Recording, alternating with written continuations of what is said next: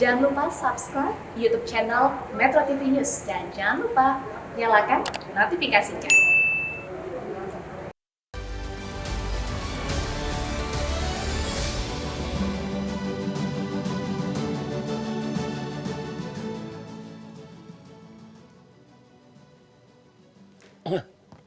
Kopi enak banget.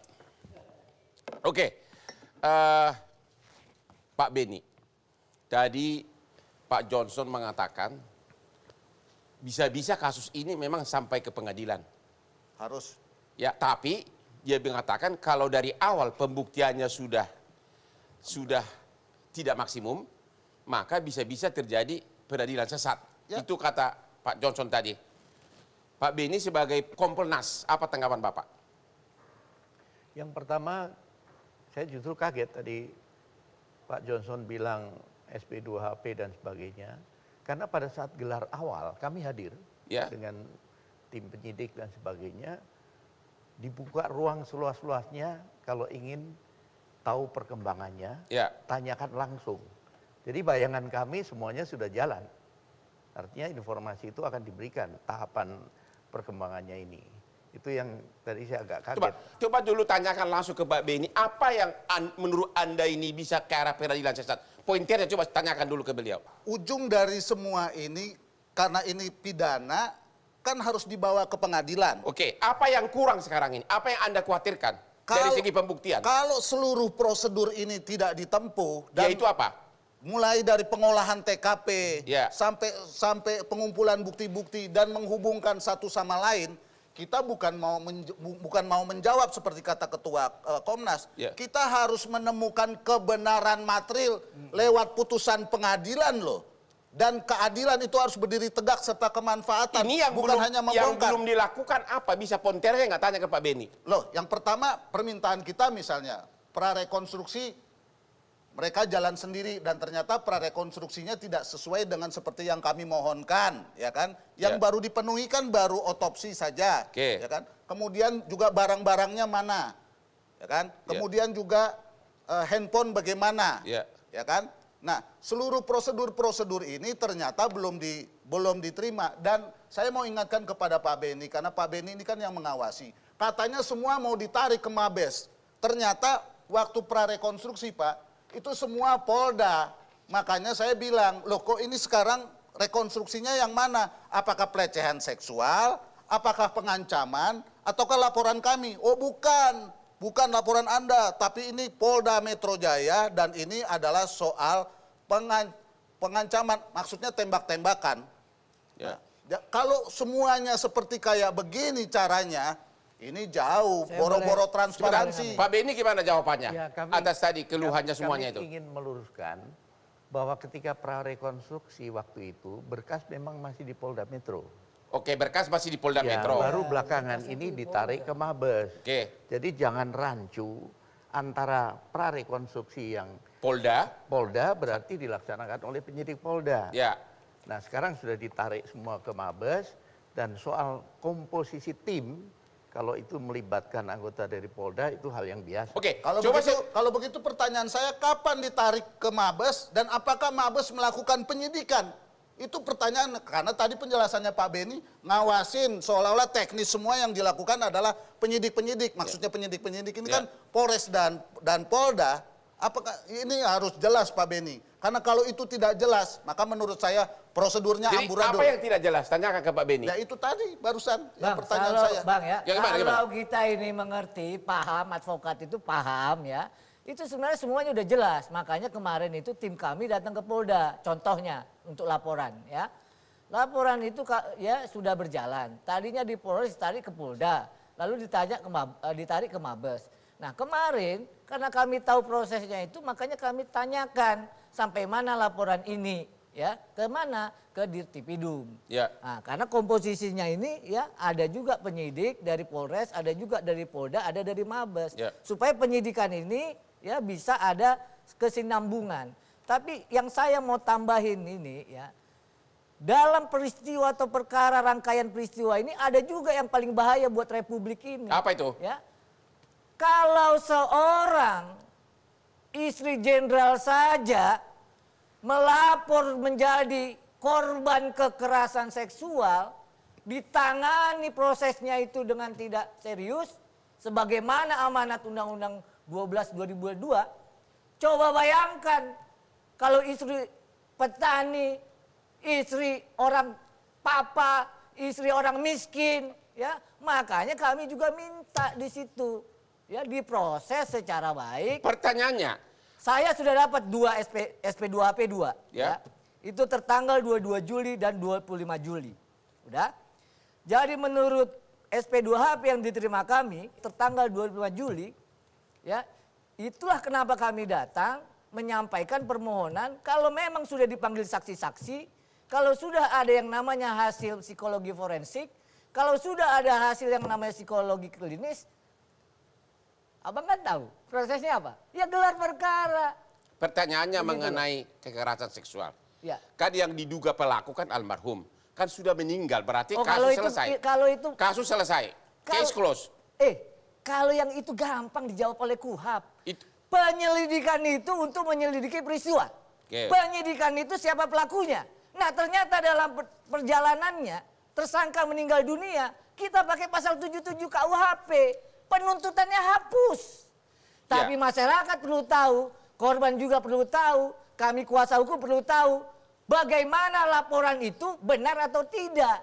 Itulah gunanya Pertanyaannya penyelidikan. adalah, Ya. waktu melapor pelecehan seksual Ibu PC bisa. Tapi untuk diperiksa dalam kasus penembakan, kenapa sampai hari ini belum diminta keterangan? Kalau pertanyaan spesifik itu saya bisa jelasin. Apa kawan-kawan, itu? Ya.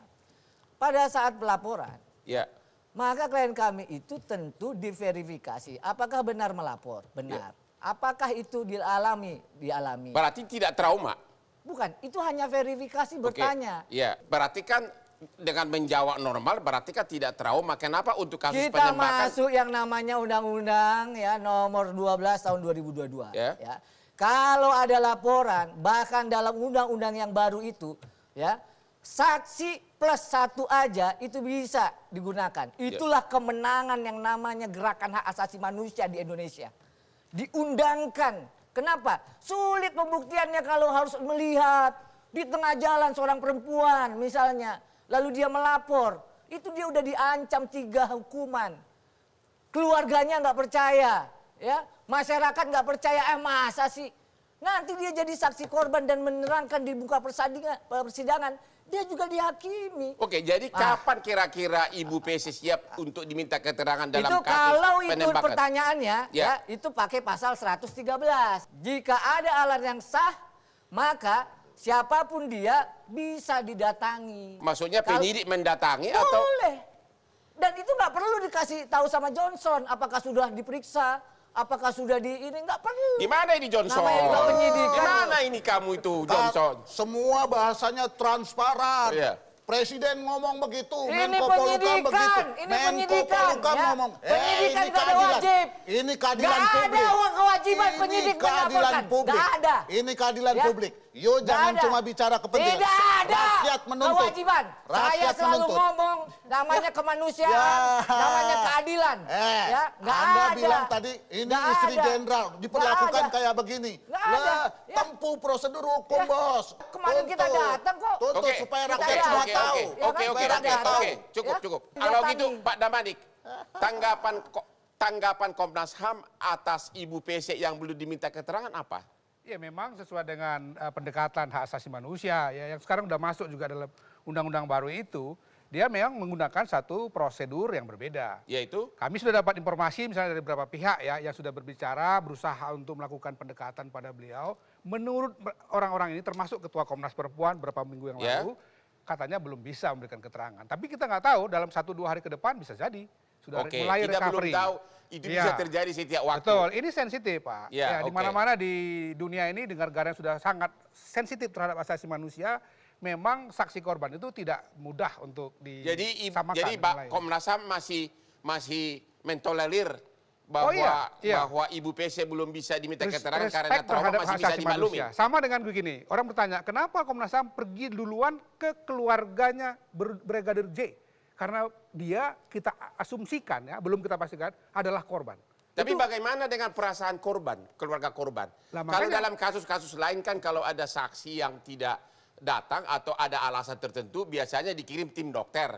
Iya. Bahkan dijemput oleh penyidik. Sudah ada psikolog yang Saya sekarang terpaksa melakukan ngomong nih terapi. untuk soal ini nih. Soal keluarga Terpaksa misalnya. nih, saya terpaksa ngomong nih soal ini. Ya. 3 jam atau 4 jam setelah konferensi pers dengan Wakapolri, saya bertemu secara diam-diam. Dengan siapa? Dengan pihak Komnas, ya, Ya. salah satu komisioner, untuk menjelaskan bahwa saya adalah kuasa, nih resmi, nih ya, saya mau berkoordinasi karena ini kita mau membuat pelanggaran HAM. Saya diberitahu terlambat karena Komnas sudah memutuskan akan berangkat besok.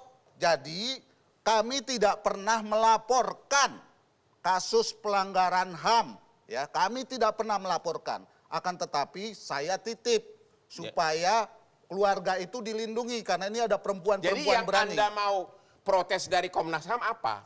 Ya menurut saya adalah kalau ini semua mau dilakukan demi mendukung pro justisia yang akan dibawa ke pengadilan, bukan kayak begini caranya. Didoronglah supaya prosesnya pro justisia sesuai dengan peradilan pidana. Itu kemauan saya, kemauan kami dari korban. Dan kebetulan beberapa hal direspon baik oleh institusi Polri. Salah satunya adalah otopsi ulang, tapi yang lain-lain enggak. Tadi kan Anda mengkritik Komnas HAM. Ya. Kritikan Anda terhadap Kompolnas apa? Terhadap Ya. Pak Beni pribadi terutama. Begini, Kompolnas ini ya tugasnya bukan mengawal, tapi mengawasi. Pertanyaan saya, kalau ini udah berantakan sampai sekarang ini belum jelas semuanya, baru semua diproses, akibatnya sekarang tekanan masyarakat dan tuntutan publik jadi harus direspon oleh Anda Presiden. mengatakan seolah-olah Kompolnas tidak melakukan tugas pengawasan. Saya tidak mengatakan itu. Apa dong? Ya, kalau dia lakukan secara benar, menurut saya ini semua udah jalan, udah jelas tersangkanya dan berkasnya menurut saya kemungkinan besar sudah P21 dan diperiksa oleh kejaksaan. Jadi sudah melakukan pengawasan atau tidak Kompolnas? Tolong yes or no. Lah kalau melakukan begini loh, pertanyaan itu agak sulit saya jawab karena yang dijelaskan selama rapat-rapat, misalnya Pak Beni bersama dengan Ibu Pungki berangkat ke Polres, ya kan? Itu berarti melakukan pengawasan. Tetapi inti apakah pengawasan itu telah dilakukan secara benar sehingga semuanya ini menjadi Menurut jelas? Anda? Ini belum semuanya jelas. Jadi artinya apa? Jalankan pengawasan dan pengawalan, tapi ini tidak jelas. Makanya yang respon Presiden dan Menko Polhukam. Oke, kita istirahat lagi deh. Kita bahas lagi sesudah yang berikut ini.